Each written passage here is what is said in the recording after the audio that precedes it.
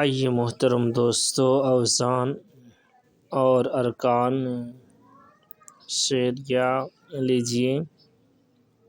ارکان اور وزن شعر۔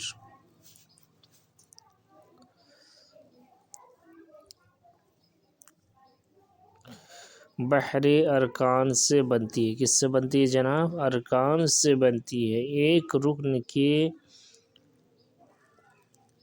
بڑھنے گھٹنے سے بحر بدل جاتی ہے۔ مثلا فاعلۃ ایک رکن ہے، فاعل بھی ایک رکن ہے، اور مفعلۃ بھی ایک رکن ہے، فعول بھی ایک رکن ہے۔ انہیں رکنوں سے بحریں بنتی ہے۔ یہ الفاظ دو حرفی اور سہ حرفی ٹکڑوں سے بنتی ہے، جیسے فاعلات سے مرکب ہے۔ یہ دو حرفی اور تین حرفی ٹکڑے ساکن اور متحرک حرفوں سے بنتے ہیں، اور شعر کے وزن میں صرف ساکن اور متحرک ہی کی ترتیب بدلنے سے وزن بدل جاتا ہے۔ مثلا ہمارے پاس 7 حروف ہیں، اے مسیحا، ان کے ہم نے 3 ٹکڑے بنائے۔ اب ان کی مختلف ترتیب سے مختلف شکلیں بنائی جائیں تو یہ صورت پیدا ہوگی۔ اب یہ دیکھیے، اس طرح اڈی کھینچا گیا ہے۔ پہلے میں 3، پھر اس کے بعد 2، پھر اس کے بعد 2، پھر اس کے بعد 2 دوسری لائن میں، پھر اس کے بعد 3، اس کے بعد 2، پھر اس کے بعد 2 2، اس کے بعد 3۔ اب ایک صورت، دوسری صورت، تیسری صورت۔ اب ان ٹکڑوں سے کوئی چوتھی صورت پیدا نہیں ہو سکتی۔ انہیں صورتوں کو حروف میں ملاحظہ فرمائیں۔ فاعلۃ، فاعلۃ،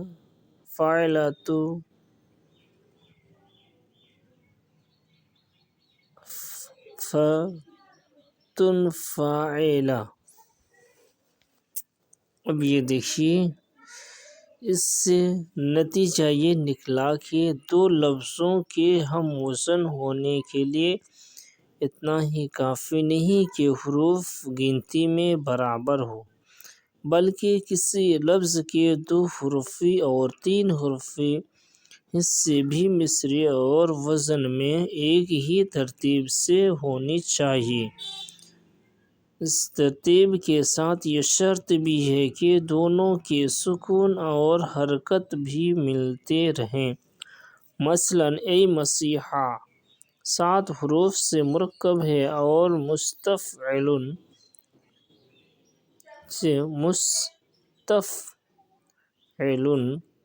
مفاعل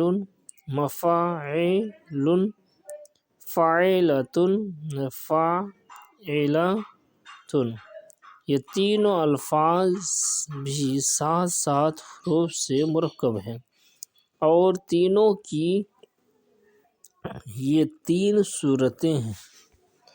تینوں کتنی صورت ہے جناب؟ 3 صورت۔ یہ دیکھیے، پہلے میں 2، پھر اس کے بعد دوسرے 3، یہاں پہلے اڈی میں 2 اڈی ہے، 3 اڈی ہے، 2 اڈی ہے، یہ 3 اڈی ہے، 2 اڈی ہے، 2 اڈی ہے، 2 اڈی ہے، 3 اڈی ہے، 1 اڈی ہے۔ اب اگر صرف حروف کی گنتی برابر ہونے سے وزن پورا ہو جائے تو اے مسیحا فاعلۃ مفاعل مستفعل تینوں کے برابر ہوتا ہے، لیکن یہ غلط ہے۔ اے مسیحا کسی ایک ہی رکن کے وزن پر ہو سکتا ہے، بس غور کیا کہ جملے کے ٹکڑے کتنے حروف سے مرکب ہے۔ معلوم ہوا کہ اس کے 3 ٹکڑے ہو سکتے ہیں۔ اے مسیحا، ہا پہلا ٹکڑا، وہ حرفی دوسرا، سا حرفی تیسرا، پھر 2 حرفی کے بعد تینوں کی شکلوں میں دیکھا کہ ان کے مطابق کون سی شکل ہے۔ معلوم ہوا کہ یہ صورت ترتیب تیسری شکل فاعلتن میں موجود ہے۔ فاعلتن پہلا حصہ 2 حرفی، دوسرا حصہ سا حرفی، تیسرا حصہ 2 حرفی۔ تو اب یہاں جو پہلے میں نمبر 1 میں 2 حرفی، سا حرفی، پھر 2 حرفی، 2 حرفی، 2 حروف سمجھ میں آ رہے ہیں۔ سا عربی میں 3 لفظ کو کہتے ہیں، 3 حروف کو کہتے ہیں۔ تو اس میں کیا ہوگا؟ 3 اڈے میں 3 حروف، اس کے بعد 2 حروف۔ اب سمجھ گئے ہوں گے بہترین انداز میں۔ اب آئیے فا میں پہلا متحرک دوسرا ساکن۔ فا کے اوپر زبر الف ساکن، تو اس لیے پہلا متحرک کہتے ہیں جس پر حرکت ہو، یعنی زبر ہو، زیر زبر پیش۔ دوسرا ساکن کو ایک بار پڑھا جاتا ہے۔ اسی طرح اے میں ہی علا میں پہلے 2 حروف متحرک، تیسرا ساکن۔ اسی طرح مسیح میں ہے تن میں فاعلتن تن میں پہلا حرف متحرک دوسرا ساکن۔ اسی طرح ہا میں بھی اسی طرح جب تمام ساکن اور متحرک آپس میں برابر اور مقابل ہو تو یقین ہو جاتا ہے کہ یہ جملہ یا مصرع اس جملہ وزن کا ہے۔ اس تحقیق سے یہ ثابت ہو گیا کہ اے مسیحا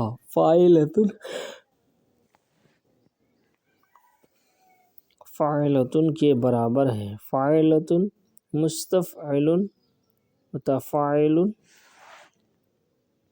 اب آئیے آگے دیکھتے ہیں 13 نمبر میں مفاعلتن یا مفعولتن کے برابر نہیں ہے، اگرچہ یہ الفاظ بھی 7 حروف ہی سے مرکب ہے، مگر اے مسیحا کا سوائے فاعلتن کے کوئی ہم وزن نہیں۔ 10-15 مرتبہ ایک تختی اور ایک وزن پر شعر کہہ لینے کے بعد پھر ہمیشہ بار بار تختی کرنے کی ضرورت نہیں رہتی۔ شاعر کی زبان سے جو مصرع نکلتا ہے وہ تختی اور وزن میں برابر ہوتا ہے۔ جن لوگوں کو خدا نے طبیعت موزون دی ہے انہیں تختی کرنے کی ضرورت نہیں ہوتی، مگر اس کا سمجھ لینا اس کے لیے بہت ضروری ہے۔ اب آئیے نظم کی 2 قسمیں۔ کلام 2 قسم کا ہوتا ہے، نثر اور نظم۔ نظم کے معنی لغت میں موتی پرونا اور آراستہ کرنا ہے، اور چونکہ شاعر نے بھی اپنے کلام میں لفظوں کے موتی پروتا ہے، اس لیے اصطلاح میں نظم کلام موزون کو کہتے ہیں۔ نظم کی 10 قسمیں ہیں۔ نظم کی 10 قسمیں ہیں۔ فرد،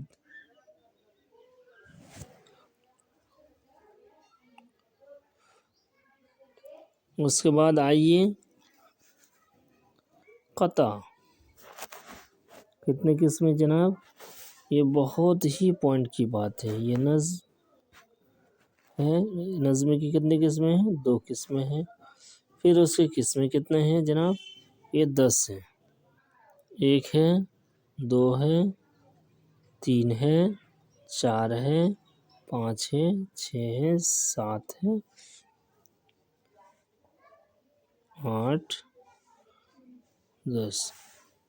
اب دیکھتے ہیں ہم کہ اس کو فرد، قطع، رباعی، غزل، مثنوی، قصیدہ، ترجیح، بند، ترکیب، اس کے بعد ترکیب بند، مستزاد، مصمت، یہ کتنے ہیں؟ یہ تمام کے تمام غزلیں غزل کی قسم میں سے ہے۔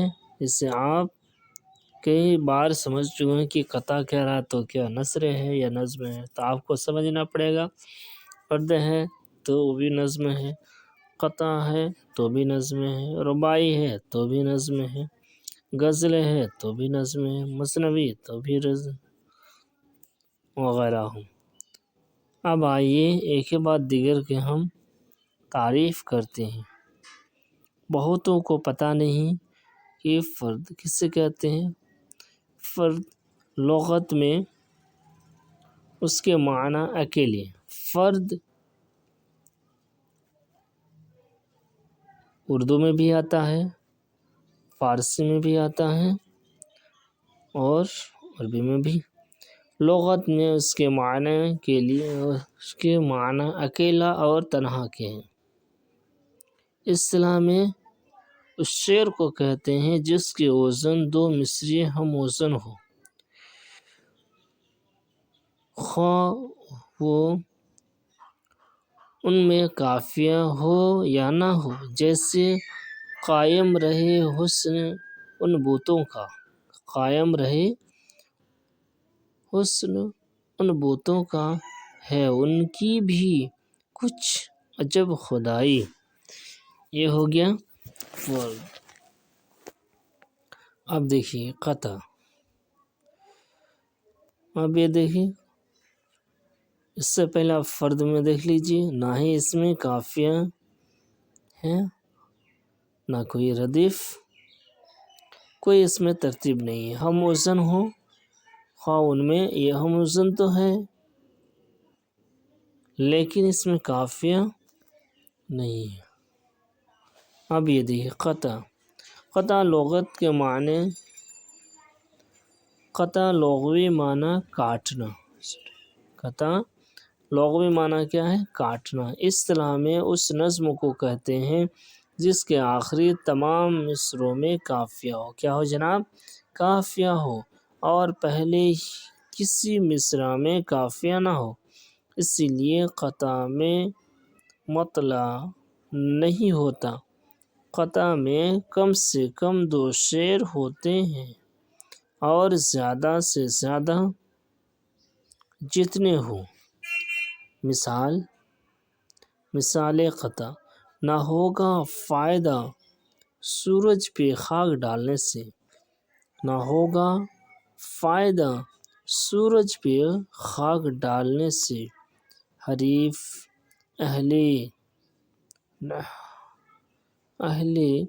نحن کی کس اشتباہ میں ہے، غرض نہیں ہے مجھے واہ واہ سے سیماب کے، دشمنوں کی نگاہیں میری نگاہ میں ہے۔ اب دیکھیے، جن بحروں میں غزل کہی جا سکتی ہے انہیں بحروں میں قطع بھی کہا جا سکتا۔ رباعی وہ نظم ہے جس کے 4 مصرعے مقرر وزن پر ہو، پہلا، دوسرا۔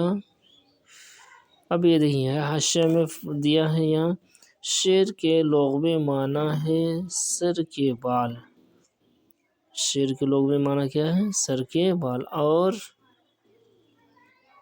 دانائی اور تبارسا سے معنی دریافت کرنا۔ اصطلاح میں ایسے کلام موزون کو کہتے ہیں جسے کہنے والے نے قصداً ارادہ سے کہا ہو۔ شعر کو بیت بھی کہتے ہیں۔ شعر کو کیا کہتے ہیں؟ بیت بھی۔ مصرع کے لغوی معنی کیورڈ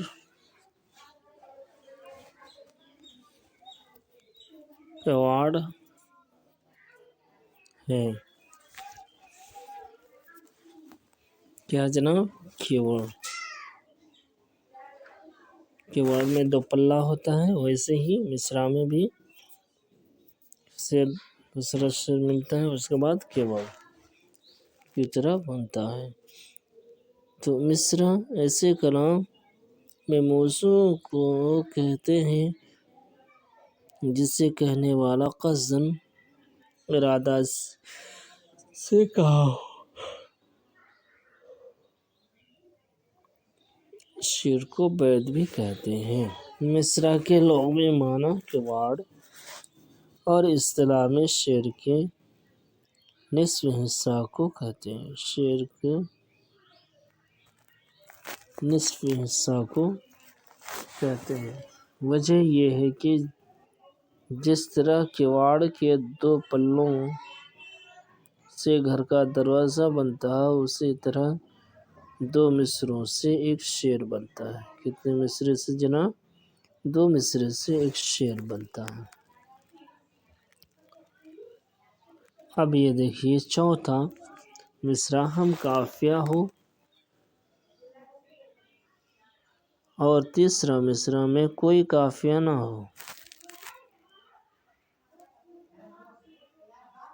رباعی کا چوتھا مصرع پہلے تین مصرعوں سے زیادہ اچھا اور برجستہ ہونا چاہیے۔ قطعہ کی طرح ہر وزن میں رباعی نہیں کہی جا سکتی، اس کے لیے خاص اوزان مقرر ہیں۔ ہاں، رباعی کے وزن میں غزل یا قصیدہ کہنا جائز ہے۔ رباعی صرف بحر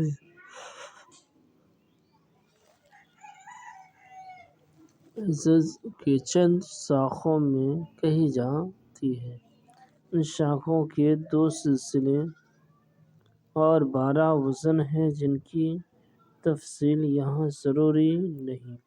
رباعی کا عام مروج اور آسان وزن لا حول ولا قوة الا باللہ کے برابر ہے۔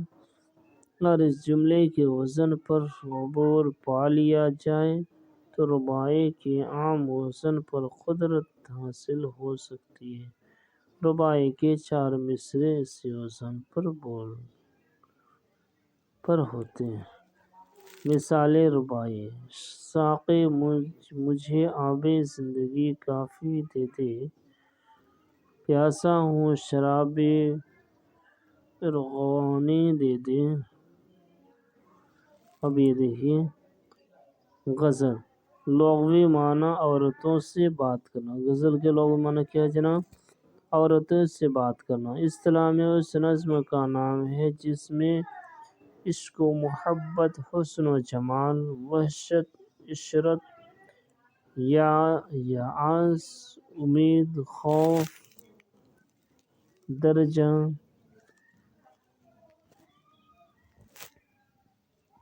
قضا، بہادری، شادی، غمی، دوسری انسانی جذبات بیان کیے جائیں۔ غزل میں کم سے کم اور زیادہ سے زیادہ آج کل کے رواج کے مطابق 21 یا 25 شعر ہوتے ہیں۔ کیا ہوتے ہیں؟ 21 سے 25 شعر ہوتے ہیں۔ اشعار کی تعداد ہمیشہ طاق ہوتی ہے۔ غزل کے ہر پہلے شعر کو، جن کے دونوں مصرعوں میں قافیہ ہوتا ہے، مطلع کہتے ہیں۔ زیب مطلع وہ ہے جو مطلع کے بعد واقع ہو، خواہ وہ مطلع کی طرح ہم قافیہ ہو یا نہ ہو۔ تیسرا مطلع کو حسن مطلع کہتے ہیں۔ غزل کا سب سے آخری شعر جس میں شاعر اپنا تخلص سے نظم کرتا ہے، مقطع کہلاتا ہے۔ تخلص اگر مطلع میں بھی آ جائے تو جائز ہے۔ جو شعر غزل میں سب سے اچھا ہوتا ہے وہ بیت الغزل یا حاشیۂ غزل کہلاتا ہے۔ مثنوی لغوی معنی تثنیہ کیا گیا ہے، دو سے نسبت دیا گیا۔ اصطلاح میں اس نظم کو کہتے ہیں جس کے ہر شعر کے دونوں مصرعے ہم قافیہ ہوں اور مختلف اشعار کے مختلف ہی قافیہ ہوں۔ تمہید، توحید، مناجات کا ہونا۔ ابتدائی مثنوی میں ضرورت ہے کہ مثنوی میں تمام اشعار کا وزن ایک ہونا چاہیے۔ مثال کے طور پر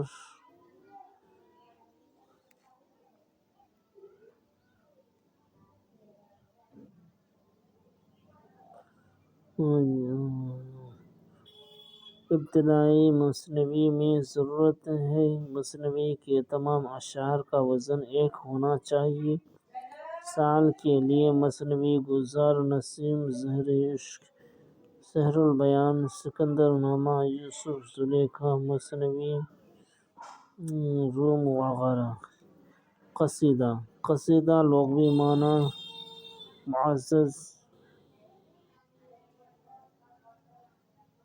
قصیدہ کے لغوی معنی مغز، سطر، غلیظ۔ اصطلاح شعر میں قصیدہ اس نظم کو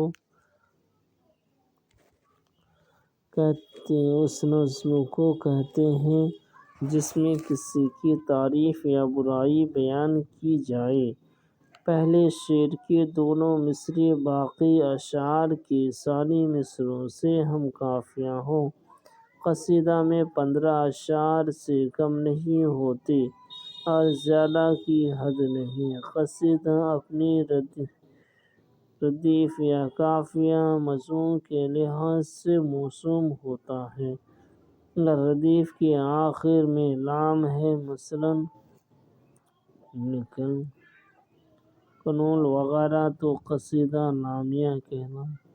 آفتاب ردیف ہے تو ہمیشہ بہادر کا ذکر ہے تو بہادری۔ یہ اپنی تعریف سے تو فخریہ، اس کے علاوہ عشقیہ، عالیہ، شعریہ، جہاں اشوب وغیرہ بھی قصیدہ کی نظم ہیں۔ قصیدہ کی ترتیب اس طرح کرتے ہیں: تشبیب یا تمہید، گریز جہاں سے تعریف شروع ہو، خطاب، مدعا، دعا، خاتمہ۔ تمہید، مدح غالب، خاتمہ، دعا، مدح۔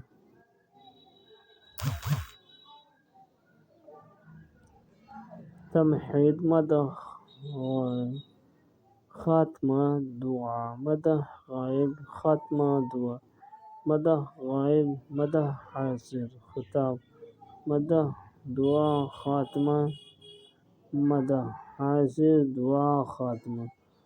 غزل میں مضمون کی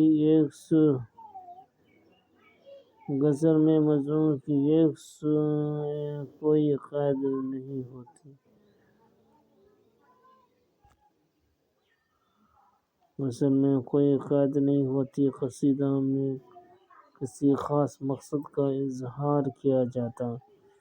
ترجیعی بند وہ نظم ہے جس میں کئی بند بطور غزل ہوں اور ہر بند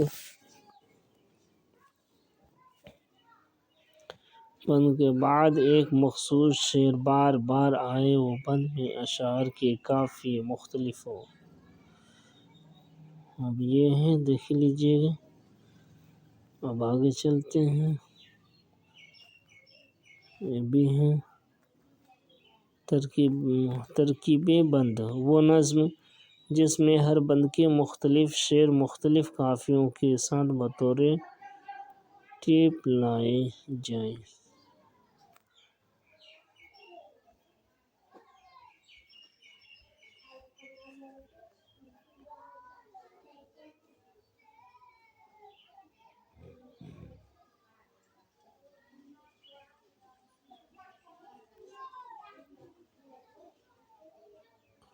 ابھی اس کے اشعار ہیں۔ اس کے بعد یہ دیکھیے وہ نظم ہے مصمت، وہ نظم ہے جس کے ایک بند میں چند مصرے ایک ہی وزن اور قافیے میں لکھے جائیں، پھر دوسرے بند کا آخری مصرع اس پہلے قافیے پر اتاریں، باقی مصرے دوسرے قافیے پر ہوں۔ اس کی 8 قسمیں ہیں۔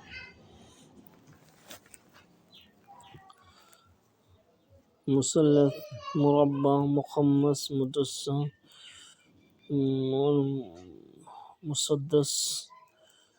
مستطیل، مثمث، مرصع، معشر۔ مثلث لغوی معنی، تفعیلیہ، اصطلاحی معنی وہ نظم جس میں 3 مصرے ہوں، پہلے 2 مصروں کا ہم قافیہ ہونا لازمی ہے۔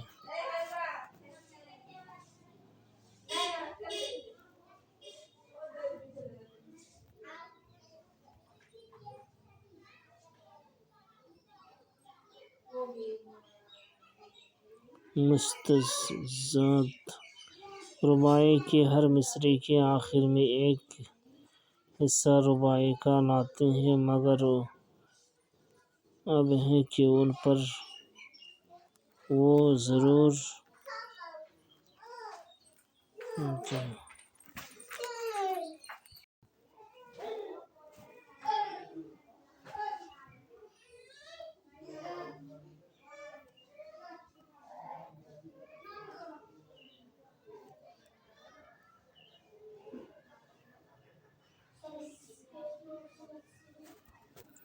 اب آئیے محترم دوستو، علم بدیع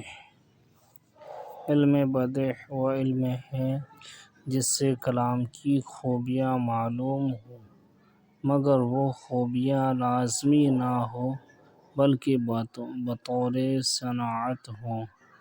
وہ 2 قسم کی ہوتی ہیں، لفظی، معنوی۔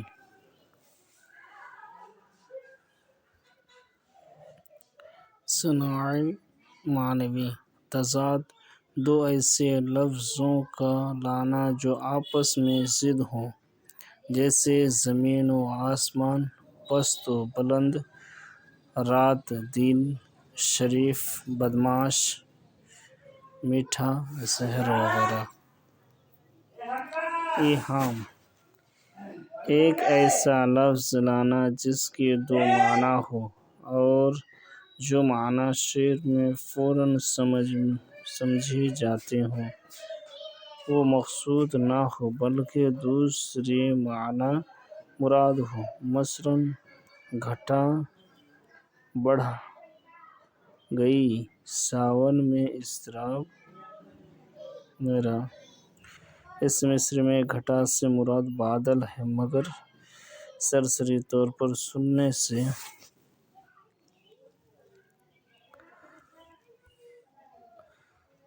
سے یہ احتمال ہوتا ہے کہ کہیں گھٹا بڑھا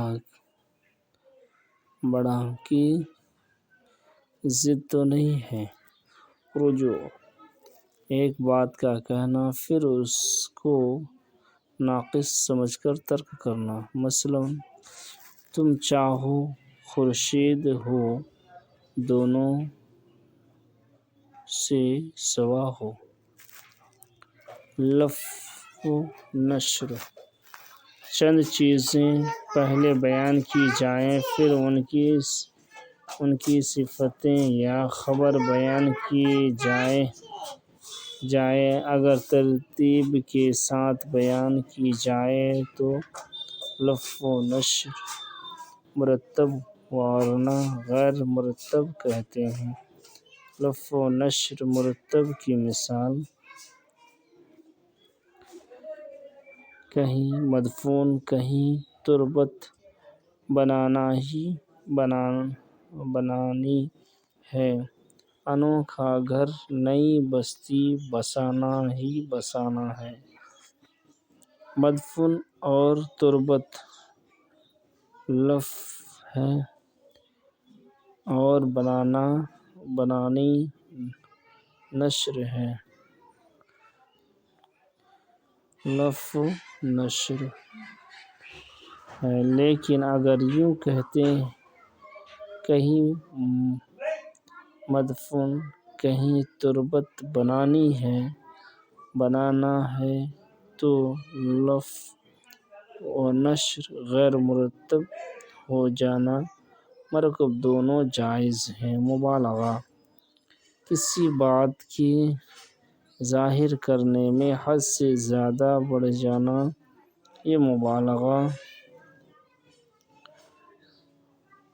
اگر عقل اور عادت دونوں کے موافق ہو تو مبالغہ ارشاد کہلاتا ہے۔ مثلاً جب کبھی رونے کو روکا، درد سر ہونے لگا، اسے عقل بھی تسلیم کرتی ہے اور عادت بھی۔ دوسری قسم مبالغہ کی یہ ہے کہ عقل تسلیم کرے مگر ویسا واقع نہ ہوتا ہو، جیسے ریل کی تعریف میں کہیں ایک دن میں لاکھوں کوس نکل جاتی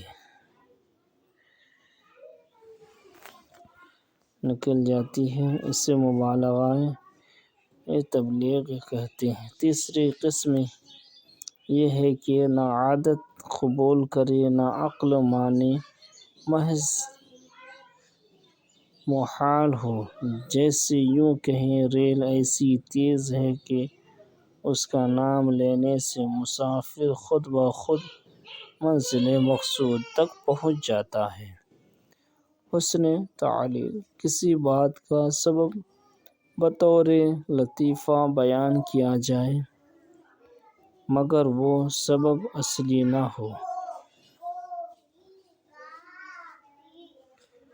جب بام پر چڑھی وہ سرِ شام بے نقاب، غیرت سے آفتاب لبِ بام ہو گیا۔ حالانکہ شام کے وقت آفتاب کے چھپنے کا سبب کچھ اور ہے مگر حسن تعلیل نے کچھ اور کر دیا۔ توجیہ، کوئی بات اس طرح کہنا کہ وجوہ اور تعریف دونوں معلوم ہوں۔ مثلاً فیض سے آپ کی بن جاتا ہے احمق دانا، اس سے دونوں باتیں ظاہر ہوتی ہیں، یعنی احمق عقل مند بن جاتا ہے یا عقل مند احمق ہو جاتا ہے۔ تلمیح، کسی مشہور قصے کی طرف اشارہ کرنا۔ مثلاً طور کو نور کے پردے میں جلایا اس نے، آگ کو گلشنِ فردوس بنایا اس نے۔ اب یہ دیکھیے، پہلے مصرعے میں حضرت موسیٰ علیہ السلام، دوسرے مصرعے میں حضرت ابراہیم علیہ السلام کے قصے کی طرف اشارہ ہے۔ سیاق